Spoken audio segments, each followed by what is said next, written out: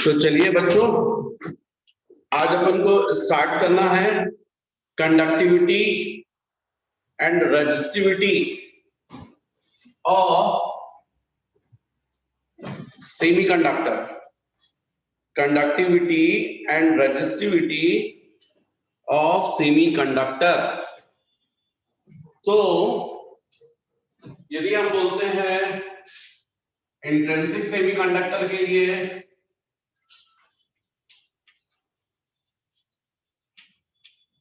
Conductivity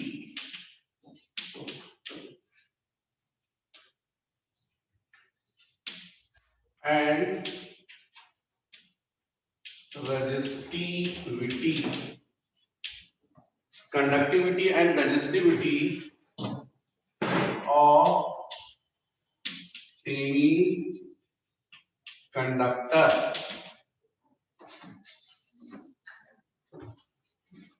तो यदि अपन बात करते हैं for intrinsic semiconductor, for pure semiconductor, तो मैंने आपको समझाया है कि उसमें जितने नंबर ऑफ इलेक्ट्रॉन्स होते हैं उतने नंबर ऑफ होल्स, इसलिए वहां करंट फ्लो होने के लिए कौन रिस्पॉन्सिबल है?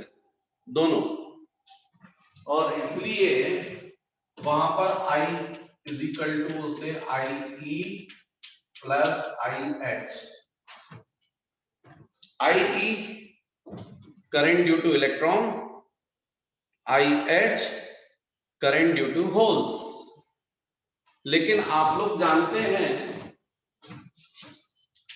I is equal to N into E into A into VD।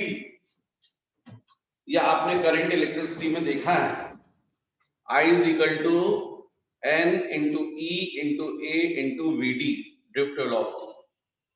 यहां पर हो जाएगा IE is equal to NE into E into A into VE।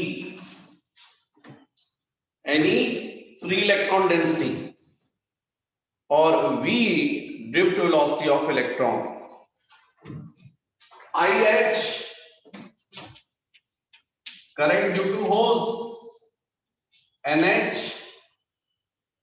E A VH। क्योंकि जो सेमीकंडक्टर का क्रॉस सेक्शन एरिया तो दोनों के लिए सेम होगा, जो चार्ज इलेक्ट्रॉन पर वही होल्स पर, केवल नेचर का फर्क है, इलेक्ट्रॉन पर नेगेटिव, होल्स पर पॉजिटिव। लेकिन NH का मतलब free electron density, free electron density का मतलब number of holes per unit volume. तो यदि हम यहां वैल्यू रखते हैं तो I is equal to NE into E into A into VE plus IH NH into E into A into VH। I is equal to E into A common, NE VE plus NH VH। अब हमको मालूम है V is equal to IR, इसका मतलब V by R is equal to of I। जो semiconductor के ends के across आपने पोटेंशियल डिफरेंस अप्लाई किया है वो सपोज V, और सेमीकंडक्टर जो है उसका रेजिस्टेंस सपोज R। तो V is equal to IR, therefore I is equal to V by R। यहां सब्स्टिट्यूट कर दीजिए, V by R is equal to E into A, NE V plus NH VH। अब हमको पता है जो भी आप सेमीकंडक्टर यूज कर रहे हैं उसके अक्रॉस आपने मान लीजिए पोटेंशियल डिफरेंस अप्लाई किया है V, और इलेक्ट्रिक फील्ड प्लस माइनस, तो इलेक्ट्रिक फील्ड है E तो आपको पता है E is equal to V upon L। By definition of potential gradient, intensity of electric field is equal to potential difference upon distance. यहाँ potential difference ले रहे हैं आप पूरे सेमीकंडक्टर के अक्रॉस, तो लेंथ पूरी लेंगे, पर डिस्टेंस मतलब फुल लेंथ। इसका मतलब V is equal to E into L। तो यहाँ पे सब्स्टिट्यूट कर दीजिए, इस इक्वेशन में सब्स्टिट्यूट कर दीजिए V की जगह, तो E into L upon R is equal to small e into capital E NE VE plus NH VH। मैंने यहाँ पर वैल्यू रख दी है इसमें V की जगह पर, तो ये स्टेप कंटिन्यू हो गई। यहाँ पर R जो है वो रेजिस्टेंस है। वैसे बच्चों हमको रेजिस्टिविटी फाइंड करना है, कंडक्टिविटी फाइंड करना है, तो आपको पता है R is equal to rho into L by R is equal to rho into L by A। Substitute कर दीजिए यहाँ पर E into L upon R की जगह rho into L upon A is equal to E into A NE VE plus NH VH। ये A numerator में जाएगा, right side के A को कैंसिल कर देगा, तो कुल मिलाकर A कैंसिल हो जाएगा और L भी कैंसिल हो जाएगा। कैपिटल E को आप क्रॉस मल्टीप्लाई कर सकते हैं, तो 1 by rho is equal to small e upon capital E NE VE plus NH VH, या 1 upon rho is equal to small e NE VE upon capital E plus NH VH upon capital E। यहां पर बच्चों ये जो V upon capital E है उसको बोलते हैं म्यू E से डिनोट करते हैं। Mu E is equal to VE upon capital E। इसको बोलते हैं मोबिलिटी ऑफ इलेक्ट्रॉन। एक्चुअल में आप जरा देखें ये V अपॉन कैपिटल E कैसा है। जब इलेक्ट्रिक फील्ड E है तो वेलोसिटी कितनी है VE। यूनिट इलेक्ट्रिक फील्ड में V अपॉन कैपिटल E, मतलब वेलोसिटी ऑफ इलेक्ट्रॉन पर unit electric field is called mobility of electron. तो इसको बोलते हैं is equal to mobility of electron. Mobility of electron का मतलब that is velocity of electron पर यूनिट इलेक्ट्रिक फील्ड।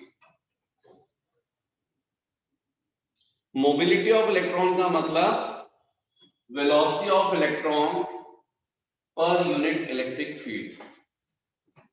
ऐसे ही ये VH अपॉन कैपिटल E, इसको म्यू S से डिनोट करते हैं। VH अपॉन कैपिटल E इसको बोलते हैं मोबिलिटी ऑफ फोर्स, मतलब वेलोसिटी ऑफ फोर्स पर यूनिट इलेक्ट्रिक फील्ड। तो 1 by rho is equal to E into NE into mu E plus NH into mu H।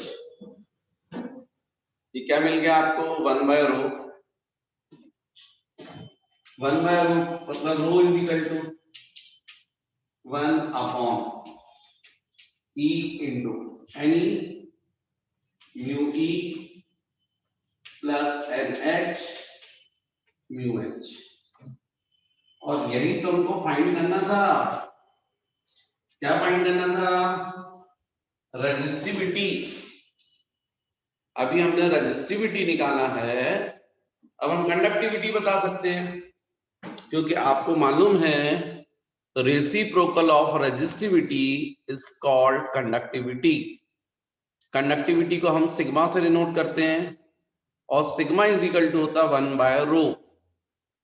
इसका मतलब सही मायने में जो 1/ρ यही तो सिग्मा था। तो ये जो वैल्यू लिखी है वो किसकी हुई? कंडक्टिविटी की। और रेजिस्टिविटी की वैल्यू ये।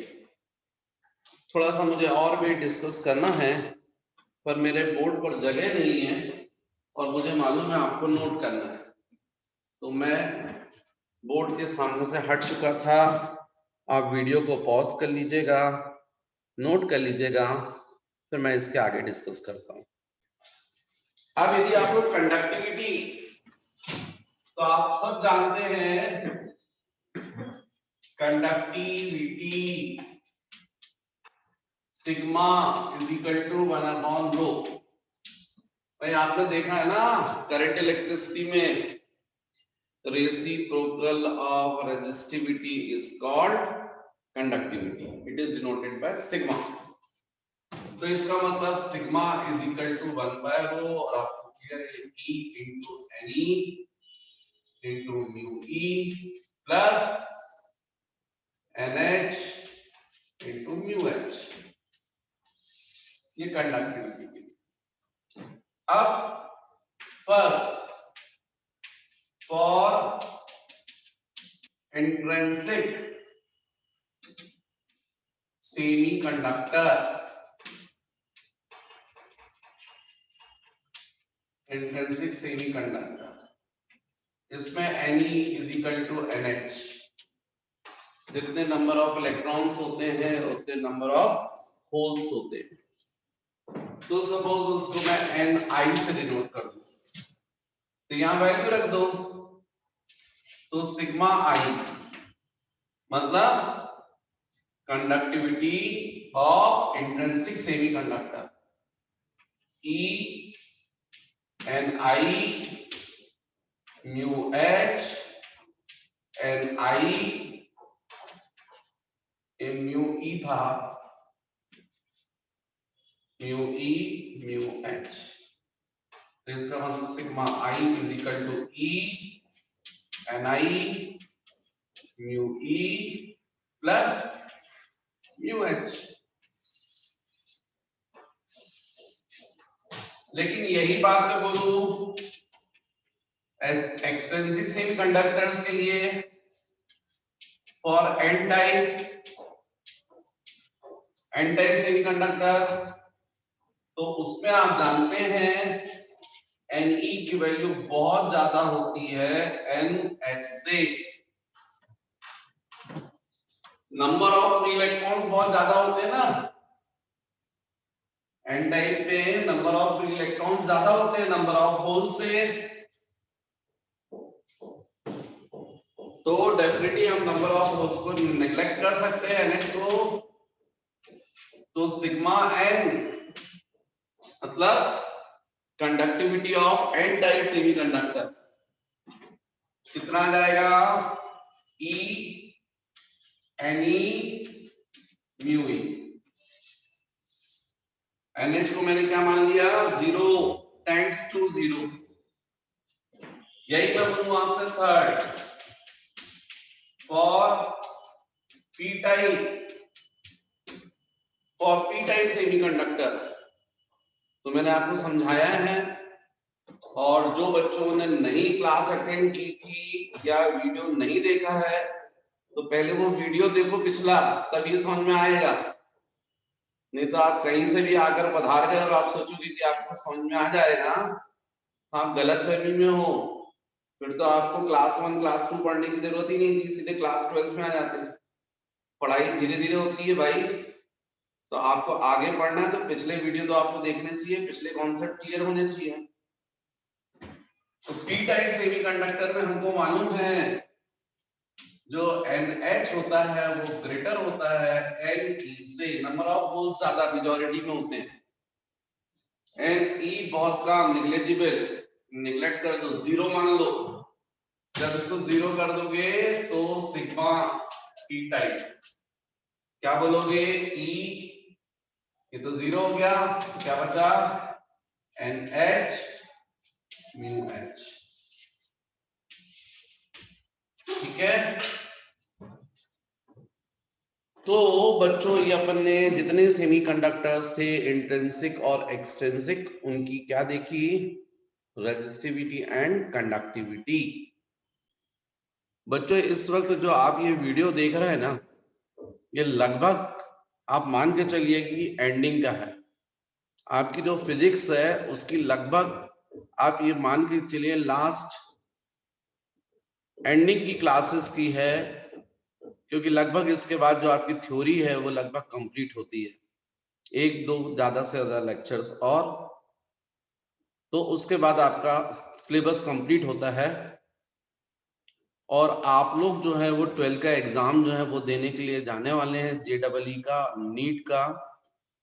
इसमें से कुछ बच्चे जो बहुत सिंसियर हैं अपने करियर के प्रति, उनको लगता है कि हम क्या करें, तो जनरली मेरे पास क्वेश्चंस आते हैं कि सर कैसे प्रिपरेशन करें, क्या करें, और कुछ कॉन्फिडेंस भी लूज किए रहते हैं। तो बच्चों मैं तुम लोग को बता दूं कि जो मेरी सोच है वो ये कहती है कि इस वक्त एंडिंग पर यदि आप हैं तो आपको नई चीजें जो हैं वो थोड़ा टच नहीं करना चाहिए। जैसे मैं आप लोगों से क्वेश्चन करता हूं कि बताओ आपके फादर ने या मदर ने आपको कितनी बार मारा, तो आप तुरंत जवाब देते हैं सर 4 बार मारा, 5 बार मारा, 10 बार मारा। मतलब वो आपको याद है, लेकिन आपको ये याद नहीं है कि कितने बार वो डॉक्टर के पास ले गए आपको जब आपकी तबीयत खराब थी, कितने बार वो आपके यहाँ पर PTM पर गए, कितने बार आपके लिए कपड़े खरीदने के लिए गए, कितने बार आपके लिए फल खरीदने गए। उनने पूरी जिंदगी आपके लिए क्या किया वो आपको उतना याद नहीं है, लेकिन 4 बार यदि उनने मार दिया आपको वो याद रहता है। तो आप जरा सोचो, किसी को आप देखते हो ना जब चेहरे पर, यदि मान लीजिए पूरा फेस दिख रहा है तो पूरा फेस नहीं, उसके चेहरे पर यदि एक तिल है मान लीजिए, तो वो तिल आपको दिखाई देता है, पूरा चेहरा नहीं देखते हो आप। तो बच्चों इस वक्त जो है आप ध्यान दीजिए, जो आपने पढ़ा हुआ है, जो इतना सारा आपने पढ़ा हुआ है, उसमें से यदि कुछ क्वेश्चंस आते हैं और यदि वो छूट गए, वो आप एग्जाम में नहीं कर पाए, तो वो आपका बहुत बड़ा लॉस है, बजाय इसके कि आप नई चीजों की तरफ जाएं।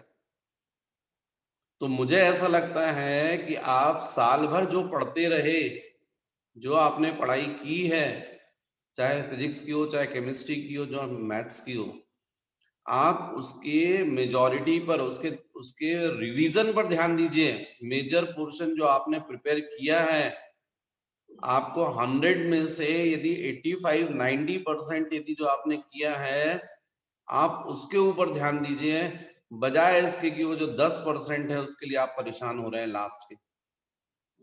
आप नई नई बुक उठा रहे हैं एंडिंग पर और उससे क्वेश्चंस कर रहे हैं, और फिर कोई टफ बुक उठा ली फिर क्वेश्चन कर रहे हैं, और इन केस उसको क्वेश्चन नहीं बना तो आप अपना कॉन्फिडेंस जो है वो लूज कर रहे हैं, आपको लगता है कि आपसे नहीं बनता। अरे भाई आप जरा सोच के देखो, आप देख के देखो, जो क्वेश्चन आप देख रहे हो ना, जो टफ क्वेश्चन आपने देखा जो आपसे नहीं बना, एक बार आप उसका सॉल्यूशन देखो। ठीक है आपने क्वेश्चन ट्राई किया, टफ क्वेश्चन था, आपके ब्रेन में नहीं आया, ये एक अलग बात है कि नहीं आया, चलो नहीं आया कोई बात नहीं, आपसे नहीं बना कोई बात नहीं, पर आपने जब उसका सॉल्यूशन देखा तो क्या आपको वो समझ में आ रहा है? यदि वो सॉल्यूशन आपको समझ में आ रहा है, इसका मतलब है कि आपने पढ़ाई की है, तभी तो वो सॉल्यूशन समझ में आ रहा है आपको। यदि आपने पढ़ा ही नहीं होता तो आपको वो सॉल्यूशन कैसे समझ में आता? वो सॉल्यूशन आपको समझ में आ रहा है, इसका मतलब है कि उससे रिलेटेड जो भी पढ़ाई आपने की है तभी तो आपको आंसर समझ में आ रहा है। ये बात अलग है कि चलो ठीक है, क्वेश्चन आप ढंग से नहीं समझ पाए या उस क्वेश्चन के लिए आपका ब्रेन अप्रोच नहीं कर पाया सॉल्व करने में, इसका मतलब ये नहीं कि आप जीरो पर हैं। तो आप जो साल भर पढ़ते रहे उनको रिवीजन कीजिए। आप रिवीजन करेंगे, आप निश्चित रूप से देखिएगा कि वही चीज जो आपने पढ़ी थी, जब आप सेकंड टाइम पढ़ते हैं तो उससे बहुत फर्क पड़ता है, और उसी का रिवीजन आप थर्ड टाइम करते हैं तो आपको देखने मिलेगा और कॉन्सेप्ट के ऊपर फर्क आता है। जो आपने साल भर न्यूमेरिकल्स किए हुए हैं उनको आप रीट्राई कीजिए, फिर से कीजिए। पहले हो सकता है कि वो क्वेश्चन मैंने करवाए हों, ऑल्टरनेट क्वेश्चन मैंने करवाए थे, उसके बाद जो मैंने ऑल्टरनेट क्वेश्चन छोड़े थे वो आप लोगों ने किए थे, फिर जो जो नहीं बने थे वो डाउट्स मैंने बताए थे। वो सारे क्वेश्चंस चाहे मेरे हों, चाहे केमिस्ट्री के हों, चाहे मैथ्स के हों, जो आपके टीचर्स ने करवाए हैं और जो आपने होमवर्क किया है, उनका रिवीजन पहले कीजिए। जो थ्योरी आपने पढ़ी उनका रिवीजन कीजिए, वो आपको ज्यादा अच्छी स्कोरिंग दिलाएंगे। तो कभी भी सिलेबस जब एग्जाम के आप क्लोज पहुंच रहे हैं तो नई नई बुक्स पे, नई नई चीजों पर आप मत जाइएगा। ज्यादा बेटर है कि आप रिवीजन के ऊपर फुल फोकस करो। जितना आपने पढ़ा उसमें से कुछ भी ऐसा नहीं होना चाहिए कि जो एग्जाम में आ जाए और आपसे ना बने, क्योंकि आपने जो पढ़ा है वो बहुत सारा पढ़ा है, वो आपको ज्यादा मार्क्स दिलवाएगा। तो आप मेरी बात को ध्यान दें। ऐसे ही जब पेरेंट्स पिटाई करते हैं, टीचर पिटाई करते हैं, तो वो भूल जाइए वो आपके फायदे के लिए था। पर जो साल भर उनने आपके लिए या पूरी जिंदगी आपके लिए प्रेम किया है, आपकी परवरिश की है, उसको याद रखिएगा। कभी कोई पूछे कि बताओ तुमको तुम्हारे टीचर ने कभी मारा, तो यदि मारा भी हो तो बोलना याद नहीं। फादर ने मारा, याद नहीं, कभी नहीं, कभी याद ही नहीं है, हमको नहीं मारा, शायद ध्यान ही नहीं है हमको। तो वो तो अक्सर हमारे लिए सब कुछ करते रहे। ये आपका जवाब होना चाहिए ना, है? तो आगे से आप ध्यान रखो, यदि ये चीज आप एग्जाम के लिए भी, आपको जिंदगी के लिए भी फायदेमंद है, रिवीजन पर बच्चों ध्यान दो। तो अब नेक्स्ट में आपको बता रहा हूं पीएन जंक्शन डायोड। जनरली बच्चों ये बहुत आपके 12th के एग्जामिनेशंस पॉइंट ऑफ व्यू से तो इम्पोर्टेंट है ही, और competitive examinations point of view से भी बहुत इंपॉर्टेंट है। इसी पर तो पूरा इलेक्ट्रॉनिक्स डिपेंड है। तो ये पीएन जंक्शन डायोड क्या होता है? एक सिंपल डायोड मतलब जिसमें 2 इलेक्ट्रोड्स हो, है ना, जिसमें 2 इलेक्ट्रोड्स हो। तो ये सेमीकंडक्टर का 2 इलेक्ट्रोड वाला डायोड है। इसमें हम एक पी टाइप सेमीकंडक्टर लेते हैं, PN junction diode, PN junction diode. तो जो मैंने आपको समझाया ना कि डायोड बोल रहा हूं मतलब जिसमें 2 इलेक्ट्रोड हो, यहाँ पे 2 इलेक्ट्रोड है, एक पी टाइप एक एन टाइप। तो बच्चों इसमें एक पी टाइप सेमीकंडक्टर हम लेते हैं, और मैं बड़ा बड़ा करके बना रहा हूं, अदरवाइज प्रैक्टिकली तो बड़े छोटे छोटे रहते हैं। एक पी टाइप और एक एन टाइप।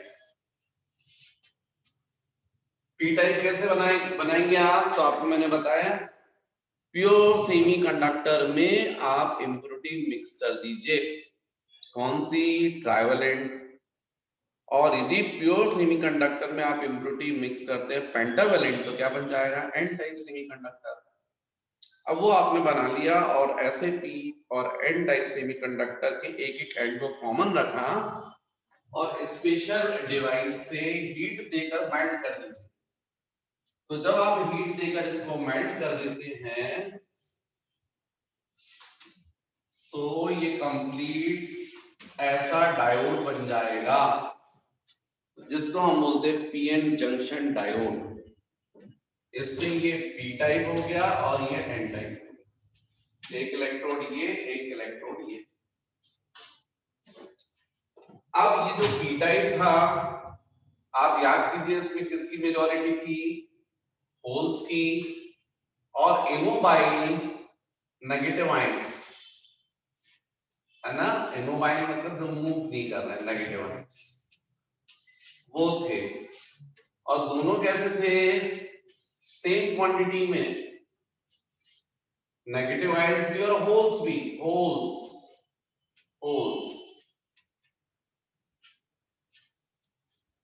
नेगेटिव आयंस और सेम क्वांटिटी में होल्स। जबकि एन टाइप में क्या था, मेजॉरिटी में थे फ्री इलेक्ट्रॉन्स और सेम क्वांटिटी में थे immobile positive ions. Positive ions मतलब, इमोबाइल मतलब जो मूव नहीं कर रहे हैं, और साथ ही इलेक्ट्रॉन्स, ये इलेक्ट्रॉन्स सेम क्वांटिटी में थे बच्चों। ये क्या बता रहा हूं मैं आपको, positive ions, immobile positive ions. तो जब आपने हीट दी और दोनों एंड्स को कॉमन रखे तो थर्मल एक्साइटमेंट हुआ होगा। हीट देने से इलेक्ट्रॉन्स को एनर्जी मिली होगी और उसकी वजह से इन इलेक्ट्रॉन्स ने इन होल्स को क्या कर दिया, फिल कर दिया। इन इलेक्ट्रॉन ने इस होल को, इसने, तो यहां पर जो फ्री इलेक्ट्रॉन है वो खत्म और यहां पर होल्स जो है वो खत्म। एक लेयर बन गई जिसको हम बोलते हैं डिप्लेशन लेयर, जिसको हम बोलते हैं डिप्लेशन लेयर। एक लेयर बन गई जिसमें फ्री इलेक्ट्रॉन और होल नहीं है। जंक्शन के क्लोज एन टाइप की तरफ है पॉजिटिव आयन और पी टाइप की साइड है नेगेटिव आयन। आपको क्लियर है, प्लस से माइनस इलेक्ट्रिक फील्ड होती है, तो इसका मतलब यहां पर क्या डेवलप हो गई, इलेक्ट्रिक फील्ड डेवलप हो गई। ये जो डिप्लेशन लेयर है इसकी बच्चों थिकनेस होती है, इस डिप्लेशन लेयर की थिकनेस होती है। तो बच्चों ये जो डिप्लेशन लेयर है इसकी थिकनेस ये होती है, जस्ट मैंने अभी आपको बताया 1 माइक्रोमीटर की होती है, 1 माइक्रोमीटर। यहां इलेक्ट्रिक फील्ड भी है और लेयर की थिकनेस भी है। और आप जानते हैं कि E is equal to del B upon del X, तो del B is equal to E into del X. Electric field भी है, थिकनेस भी है, तो इनके प्रोडक्ट से क्या डेवलप हो जाएगा, यहां पर पोटेंशियल डिफरेंस। ये जो पोटेंशियल डिफरेंस इस लेयर के अक्रॉस डेवलप होता है इसको बोलते हैं पोटेंशियल बैरियर, पोटेंशियल बैरियर। और इसकी वैल्यू लगभग होती है 0.7 वोल्ट। तो बच्चों यहां पर डेवलप हो जाता है पोटेंशियल डिफरेंस जिसको हम बोलते हैं पोटेंशियल बैरियर, और लगभग इसके पोटेंशियल डिफरेंस की वैल्यू होती है 0.7 वोल्ट। तो इस तरीके से बनता है पीएन जंक्शन डायोड। अब आप समझें कि ये मैंने पीएन जंक्शन डायोड के लिए पी टाइप सेमीकंडक्टर, दूसरा एन टाइप सेमीकंडक्टर, दोनों के एक एंड को कॉमन रखा। ये जो कॉमन एंड होता है ना इसको बोलते हैं पी एन जंक्शन, है ना। और इस जंक्शन पर इलेक्ट्रिक फील्ड कहां से कहां होती है, from n type semiconductor to p type semiconductor. निश्चित रूप से यहाँ पर इलेक्ट्रिक फील्ड डेवलप हो गई है, प्लस टू माइनस, यहाँ थिकनेस है, इस डिप्लीशन लेयर की थिकनेस है जो लेयर डेवलप हुई है जिसमें आयंस वर है, तो इसकी थिकनेस होती है लगभग 1 माइक्रोमीटर की। और चूंकि इलेक्ट्रिक फील्ड है, थिकनेस है, इससे पोटेंशियल डिफरेंस डेवलप हो जाता है। जो पोटेंशियल डिफरेंस डेवलप होता है इस डिप्लीशन लेयर के अक्रॉस, उसको बोलते हैं पोटेंशियल बैरियर। तो इस तरीके से बच्चों बनता है पीएन जंक्शन डायोड। इसको जब अपन सर्किट में शो करते हैं तो ऐसे डायग्राम से शो करते हैं, ऐसा ऐसा। जैसे टीवी की सर्किट प्लेट है, उसमें कहीं पीएन जंक्शन डायोड लगा है, तो पूरा उसका जो सर्किट रहता है वो ऑन पेपर भी रहता है। तो पेपर में कहां पर उस सर्किट प्लेट में कहां कौन सा कंपोनेंट कनेक्ट है वो सब पूरा सर्किट में शो किया जाता है। कहां रेजिस्टेंस है तो रेजिस्टेंस के लिए ऐसा सिंबल यूज कर देते हैं, है ना। कहीं कैपेसिटर मान लीजिए तो ऐसा बना देते हैं, कहीं पर मान लीजिए बैटरी सेल है तो ऐसा बना देते हैं, बैटरी है तो ऐसा बना देते हैं। तो आप पहचान जाते हो क्योंकि आप ये सब साइन पहचानते हो। अब कहीं पीएन जंक्शन डायोड लगा तो ऐसा बना देते हैं, तो इससे आप पहचान जाते हो क्या लगा हुआ है वहां पर, कौन सा कंपोनेंट लगा है, पीएन जंक्शन डायोड। ये बच्चों बिहेव करता है एज ए स्विच, जैसे स्विच को ऑन ऑफ करते ना अपन, वैसा। तो इसको जब अपन सर्किट में कनेक्ट करते हैं तो दो तरीके से कनेक्ट करते हैं। पहला मेथड जिसको अपन बोलते हैं फॉरवर्ड बायसिंग, और सेकंड जिसको अपन बोलते हैं रिवर्स बायसिंग। तो जब हम इसको इलेक्ट्रिक सर्किट में कनेक्ट करते हैं, इलेक्ट्रॉनिक सर्किट में कनेक्ट करते हैं, तो उसमें से एक मेथड है जिसको अपन बोलते हैं फॉरवर्ड बायसिंग। कौन सा biasing, forward biasing. Forward biasing में कनेक्ट करने के लिए हम ये पी टाइप सेमीकंडक्टर या एन टाइप सेमीकंडक्टर, इसमें पी टाइप को बैटरी के पॉजिटिव टर्मिनल से कनेक्ट करें, फिर जो एन टाइप है उसको बैटरी के नेगेटिव से। इसको बोलते हैं फॉरवर्ड बायसिंग। यदि पीएन जंक्शन डायोड जो है उसके पी टाइप को आप बैटरी के पॉजिटिव से और एन टाइप को यदि बैटरी के नेगेटिव टर्मिनल से कनेक्ट करते हो तो इसको बोलते हैं फॉरवर्ड बायसिंग, क्योंकि इस कंडीशन में इजीली करंट फ्लो करता है। आप देखो ये क्या जाएगा प्लस, ये क्या जाएगा माइनस। आपको मालूम है एन टाइप में क्या है, इलेक्ट्रॉन्स हैं, पी टाइप में क्या है, होल्स हैं। ये होल्स जो है वो नेगेटिव प्लेट की तरफ अट्रैक्ट होंगे, पॉजिटिव से रिपेल होंगे, जबकि इलेक्ट्रॉन जो है वो इस पॉजिटिव टर्मिनल की तरफ जाएंगे, अट्रैक्ट होंगे, और नेगेटिव से रिपेल होंगे। मतलब एक साइड जो है वो होल्स जा रहे हैं और अपोजिट डायरेक्शन में क्या जा रहे हैं, इलेक्ट्रॉन जा रहे हैं। आपको मालूम है इलेक्ट्रॉन्स के फ्लो होने के अपोजिट डायरेक्शन में करंट फ्लो करता है, इसलिए इस डायरेक्शन में करंट फ्लो करेगा प्लस से माइनस की तरफ इजीली। तो इसको बोलते हैं फॉरवर्ड बायसिंग, क्योंकि इस कंडीशन में इजीली करंट फ्लो कर रहा है पीएन जंक्शन डायोड से। यहां पर यदि हम ग्राफ भी स्केच करेंगे तो आपको क्लियर है वोल्टेज और ये करंट। तो वोल्टेज भी आप इंक्रीज करोगे, यहाँ रियोस्टेट लग दो तो रेजिस्टेंस को कम करोगे, रेजिस्टेंस कम करोगे तो क्या होगा, वोल्टेज इंक्रीज होगा, करंट भी इंक्रीज होगा। तो इस कंडीशन में जो ग्राफ होता है वो ऐसा जाता है। क्यों जाता है था, क्योंकि ये non ohmic circuit Ohm's law तो फॉलो नहीं करता है।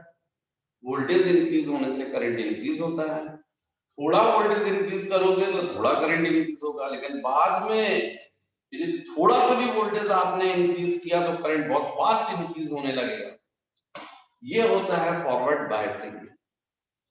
इसके बाद नेक्स्ट अपन बात करते हैं रिवर्स बायसिंग।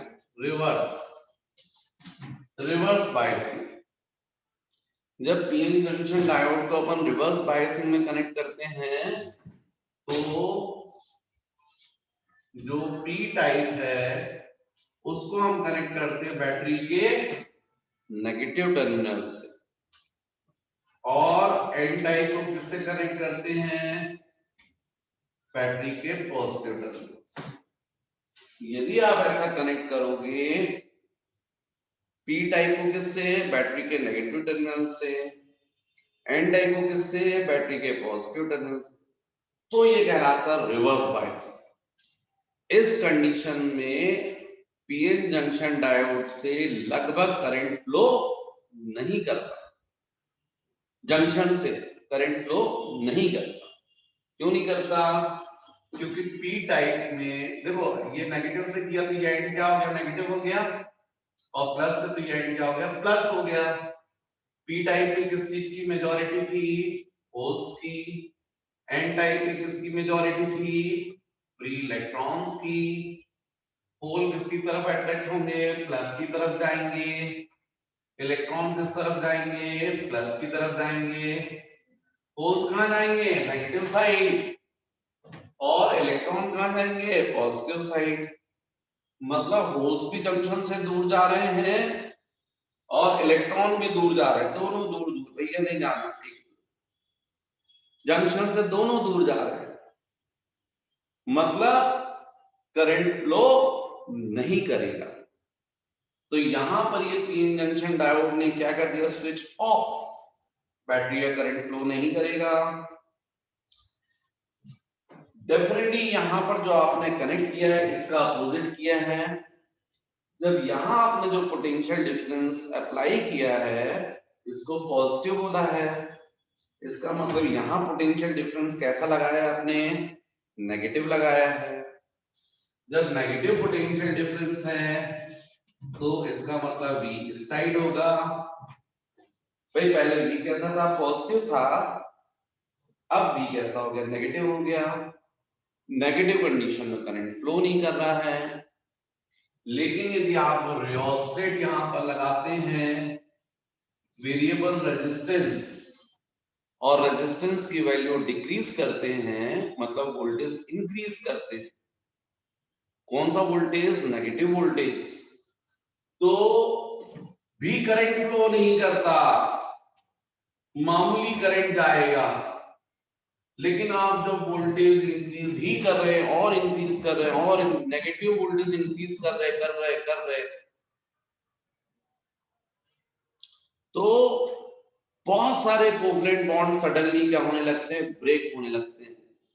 क्योंकि बहुत नेगेटिव वोल्टेज, आप किसी को बोलोगे, किसी को नेगेटिव समझाओगे, है ना, नकल करने से टॉप करते 10 बार सुनेगा, हो सकता है 11वीं बार में उसके दिमाग में भर जाए, नेगेटिव वर्क करने लगेगा, वो बेचारा पकड़ा जाएगा कभी पुलिस के पास में, और फिर कभी जिंदगी भर पता चला जेल में रहेगा, और जेल में कोसता रहेगा उस नेगेटिव समझाने वाले को। क्यों किसी की जिंदगी खराब करते हो, हमेशा पॉजिटिव बोलो। क्योंकि नेगेटिव नेगेटिव नेगेटिव यदि आप वोल्टेज इंक्रीज करते जाओगे, वोल्टेज मतलब एनर्जी, नेगेटिव एनर्जी, तो बहुत ज्यादा हीट प्रोड्यूस होगी, बहुत सारे थर्मल एक्साइटमेंट होंगे, बहुत सारे कोवलेंट बॉन्ड ब्रेक होंगे, इलेक्ट्रॉन जो है वो फ्री होंगे, होल्स जो है वो डेवलप होंगे, और जितने इलेक्ट्रॉन फ्री होंगे, मान लीजिए यहाँ पर कोवलेंट बॉन्ड जो है वो टूट रहे हैं, यहाँ इलेक्ट्रॉन नहीं थे, लेकिन कोवलेंट बॉन्ड टूटने की वजह से इलेक्ट्रॉन फ्री हो गए, तो वो सब इलेक्ट्रॉन कहां जाएंगे, प्लस की तरफ। यहां भी बहुत सारे कोवलेंट बॉन्ड टूट गए, बहुत सारे इलेक्ट्रॉन फ्री हुए, इलेक्ट्रॉन के फ्री होने से क्या बनेंगे, होल्स बनेंगे। वो होल्स कहां जाएंगे, नेगेटिव साइड, यहां आएंगे। मतलब जंक्शन से करंट फ्लो होने लग गया। होल्स का फ्लो अपन क्या मान रहे हैं, करंट, इलेक्ट्रॉन के फ्लो होने के अपोजिट। तो अब तो करंट फ्लो होने लग गया। पहले करंट कहां से कहां जा रहा था, P से N की तरफ, और अब करंट कैसे जा रहा है, N से P की तरफ, अपोजिट डायरेक्शन है ना। तो इस करंट को अपन नेगेटिव करंट मानेंगे। मतलब जब वोल्टेज आप इंक्रीज करते जा रहे हैं, करंट इंक्रीज नहीं हो रहा था, थोड़ा थोड़ा थोड़ा बढ़ रहा था, लेकिन बहुत हाई वोल्टेज पर सडनली एकदम से करंट की वैल्यू बहुत इंक्रीज होती है। जिस पर्टिकुलर वोल्टेज पर ऐसा होता है उसको बोलते हैं जेनर वोल्टेज। और इस फिनोमेना को बोलते हैं जेनर ब्रेकिंग, जिसमें सडनली करंट की वैल्यू जो है इंक्रीज होती है, बहुत इंक्रीज होती है, लेकिन अपोजिट डायरेक्शन।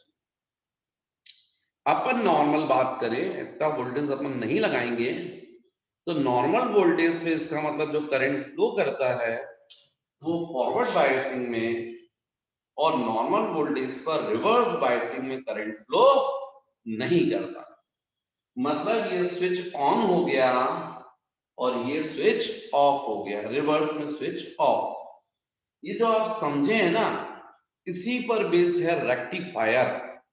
तो ये जो पीएन जंक्शन डायोड है ये वर्क करता है एज ए रेक्टिफायर।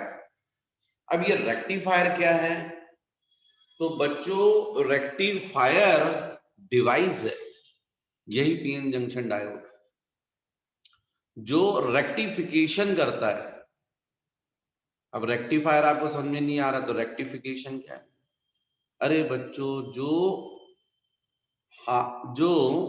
एसी को डीसी में बदल दे, एसी को डीसी में बदल दे, उसको बोलते हैं rectifier. The device which convert alternating current into direct current is called rectifier and the process is called rectification.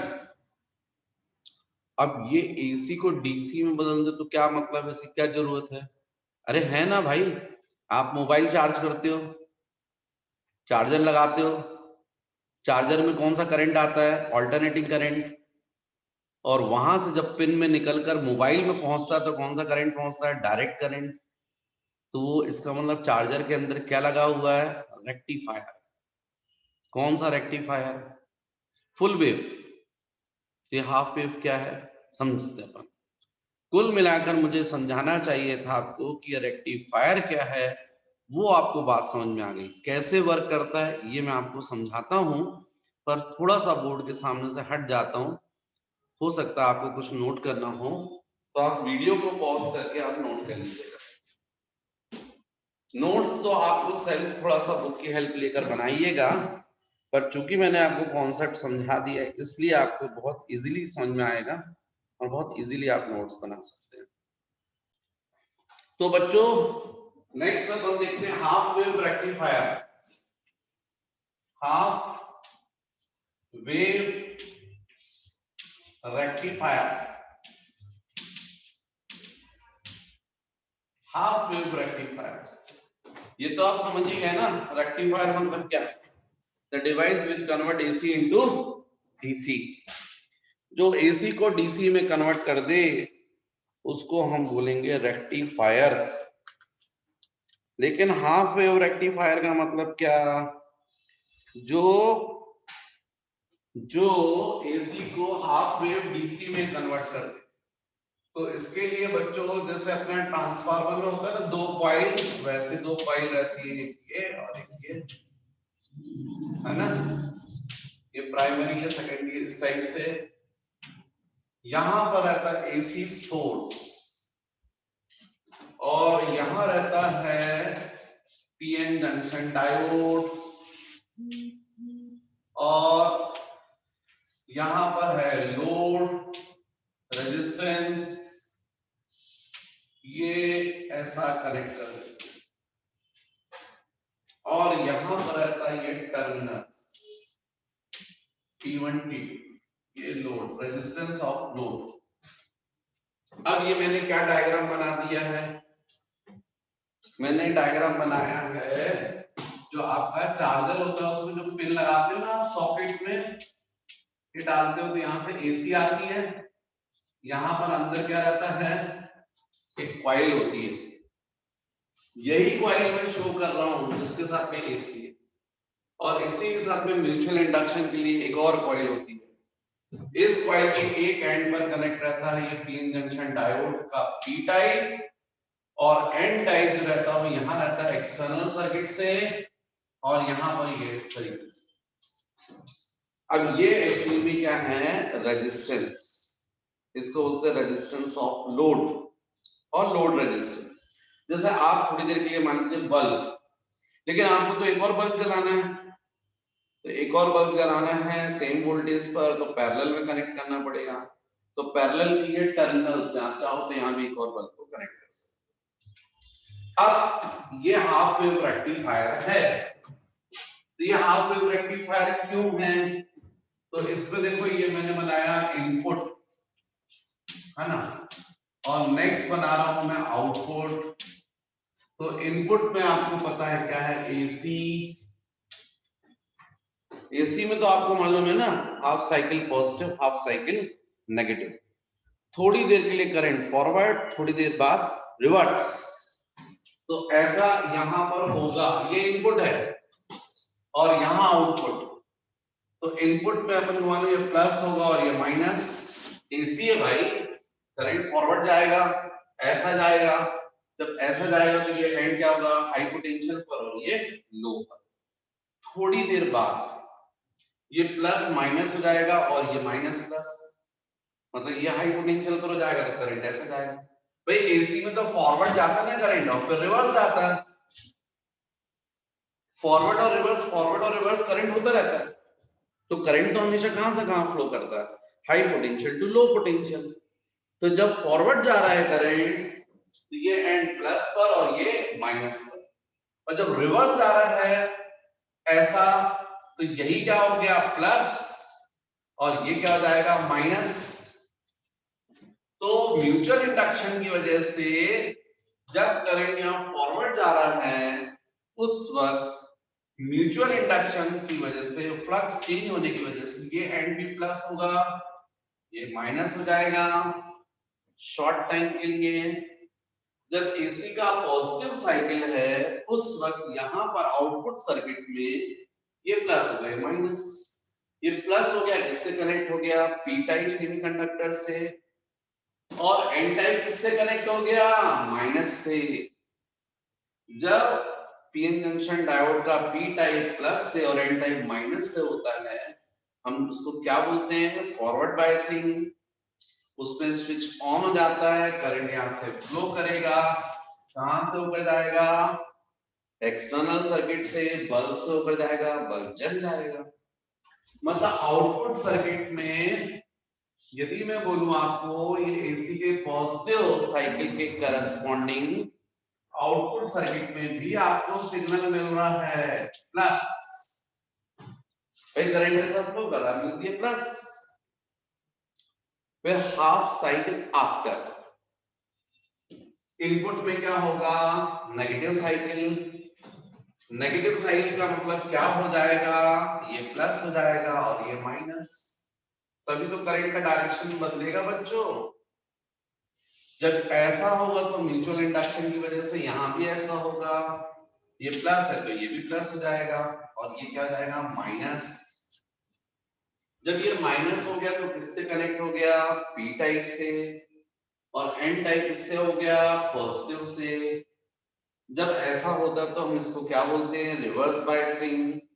इस कंडीशन में करंट फ्लो नहीं करता, ये पीएन जंक्शन डायोड बिहेव करता है स्विच, और इस वक्त स्विच क्या हो गया, ऑफ, तो आउटपुट सर्किट में करंट नहीं मिलेगा, बल्ब क्या हो जाएगा, बुझ जाएगा।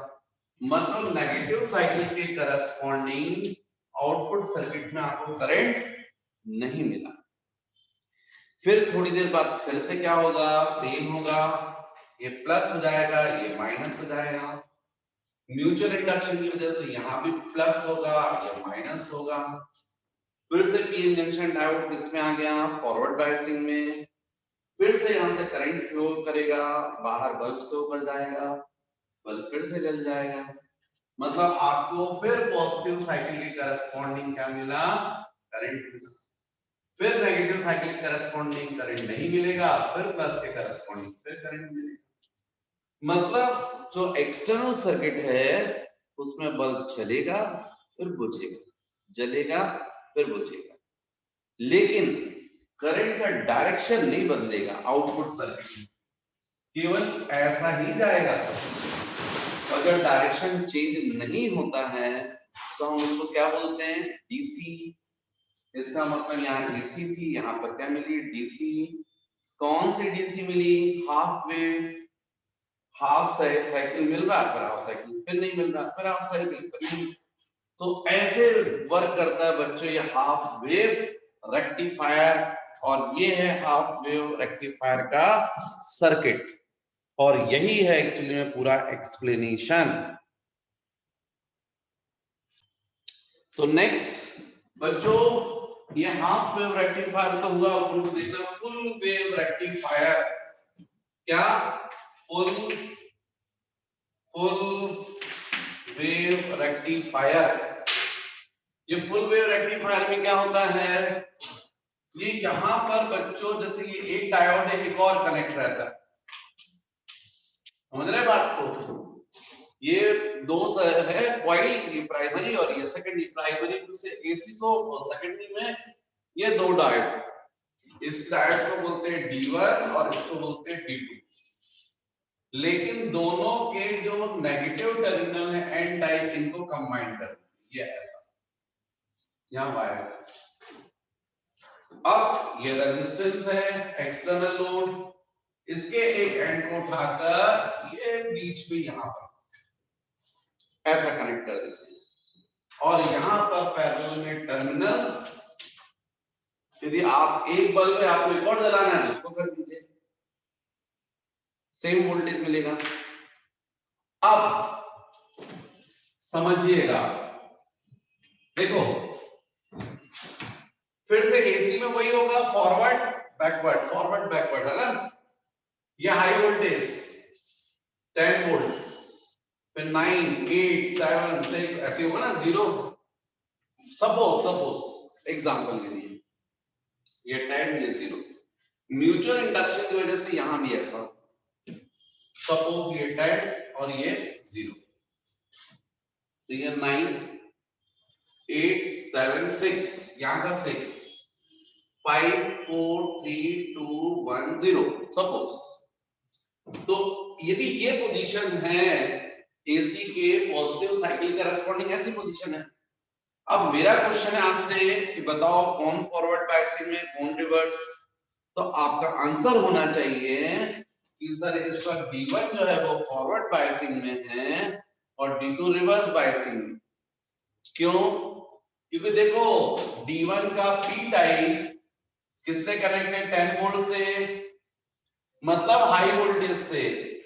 और N टाइप देखो किससे कनेक्ट है, ये देखो ये देखो चौक चल रहा है, ये देखो ये 6 से, मतलब D1 का P टाइप पर 10 और इस पर 6, मतलब ये P टाइप हाई वोल्टेज से कनेक्ट है और N टाइप लो से, मतलब P टाइप पॉजिटिव और N टाइप नेगेटिव, ऐसे ही हुआ ना, लो वोल्टेज कम, मतलब यहां से करंट फ्लो करेगा, ये वर्क करेगा, यहां से करंट ऐसा जाएगा ऐसा जाएगा ऐसा जाएगा। यदि इसको x ले ले इसको y, तो आपको एक्सटर्नल सर्किट में करंट मिलेगा x2y, जिसकी वजह से D1 की वजह से। इस वक्त D2 वर्क करेगा क्या, नहीं, क्योंकि D2 देखो रिवर्स बायसिंग में। देखो इसका P टाइप कितना है, 0 वोल्ट्स, और N टाइप देखो, N टाइप ये देखो ये चौक चल रहा है, देखो ये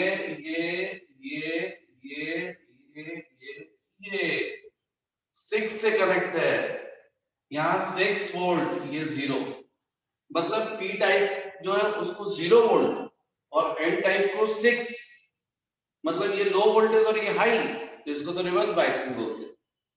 इसमें D2 वर्क नहीं करेगा, नहीं करने दो, हमको तो बाहर बल्ब जो है वो जलेगा। D1 ने काम कर दिया, उससे करंट चला गया, बल्ब जल गया। मतलब यहाँ पर D1 के लिए यदि मैं बोलूं तो AC के पॉजिटिव साइकिल करस्पॉन्डिंग किसने करंट दिया एक्सटर्नल सर्किट में? D1 ने। ठीक, अब इसके बाद AC का क्या होगा? Negative cycle. नेगेटिव साइकिल का मतलब है करंट अभी फॉरवर्ड जा रहा था, वैसा जाएगा रिवर्स। ऐसा जाने का मतलब ये एंड क्या होगा? हाई वोल्टेज पर और ये लो पर। तो सपोज ये 10 और ये 0, यदि ऐसा हुआ तो म्यूचुअल इंडक्शन की वजह से यहां भी ऐसा होगा, ये 10 और ये 0, मतलब यहां पर 10 से 9 8 7 6, इसका नहीं बदला, इसका वोल्टेज कितना बना हुआ? 6, फिर 5 4 3 2 0। अब इस एसी के रिवर्स साइकिल में आप देखो, जो यहां पर है D1 वो किसमें आ गया? रिवर्स बायसिंग में। और D2 को देखो आप किसमें आ गया? फॉरवर्ड बायसिंग में। क्योंकि D1 का P टाइप किससे कनेक्ट हो गया? 0 से, और N टाइप देखो किससे कनेक्ट है? 6 से। मतलब P पर लो वोल्टेज और N पर हाई वोल्टेज। ऐसा कहां होता? रिवर्स बायसिंग में, इससे करंट फ्लो नहीं करेगा। ये बंद हो गया, ये एक्सटर्नल सर्किट में करंट फ्लो नहीं करवा रहा है, गुस्सा हो गया, तो क्या हो गया? D2 वर्क करेगा। भाई D2 में देखो आप P टाइप जो है ना उसको देखो आप किससे कनेक्टेड? 10 से, तो ये 10 हो गया। और N टाइप को देखो, ये देखो, ये देखो चौक चल रहा है, किससे कनेक्ट है? 6 से। 6 मतलब यहाँ 10 और ये 6। P टाइप किसमें हो गया? हाई वोल्टेज पर, और N टाइप लो वोल्टेज, मतलब ये किसमें आ गया? फॉरवर्ड बायसिंग में।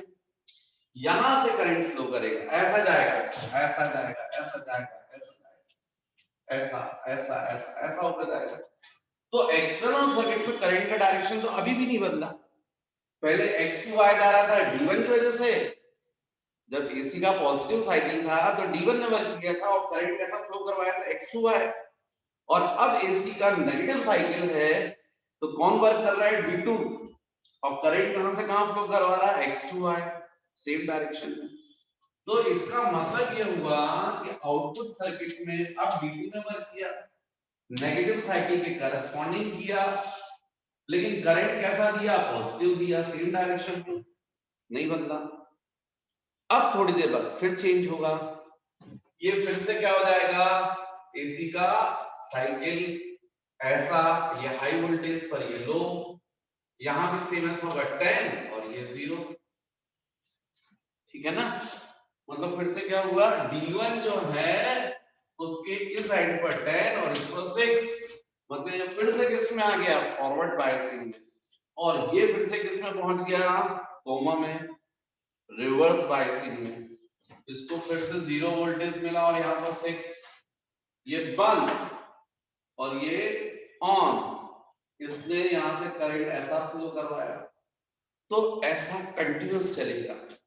हर एसी के पॉजिटिव साइकिल के करस्पॉन्डिंग कौन वर्क करेगा? D1। और हर एसी के नेगेटिव साइकिल करस्पॉन्डिंग कौन वर्क करेगा? D2। और मजे की बात यह है कि दोनों जो करंट फ्लो करवा रहे हैं एक्सटर्नल सर्किट में, वो X2Y, डायरेक्शन चेंज नहीं हो रहा, मिड DC रही है। तो यहां पर ऐसा, और एसी के पॉजिटिव साइकिल का D1, नेगेटिव साइकिल के लिए D2, फिर इसके लिए D1। कुल मिलाकर यदि हम ये एक्सटर्नल सर्किट जिसको हम आउटपुट बोलते हैं उसमें सिग्नल देखें तो पहले किसकी वजह से मिला था सिग्नल? D1 की वजह से मिला था, बाद में D2 की वजह से, फिर D1 की वजह से, फिर D2 की वजह से। कंटिन्यूस सिग्नल मिल रहे हैं सेम डायरेक्शन में, मतलब क्या मिल रही है? DC यहां पर। तो इसको आप बच्चों क्या बोलोगे? Full wave rectifier. इसने पूरी एसी को क्या कर दिया है? DC में कन्वर्ट किया है और कंटिन्यूस, मतलब तुम्हारे मोबाइल चार्जर है उसमें क्या लगा हुआ है, फुल वेव रेक्टिफायर। ठीक है बच्चों, तो ये है फुल वेव रेक्टिफायर। और अब नेक्स्ट क्लास फिर से बहुत इंपॉर्टेंट, क्योंकि मैं पढ़ाने वाला हूं उसमें ट्रांजिस्टर, और उसमें मैं पढ़ाने वाला हूं एम्पलीफायर, और उसमें मैं पढ़ाने वाला हूं लॉजिक गेट। तो नमस्ते और रेगुलर रहिए।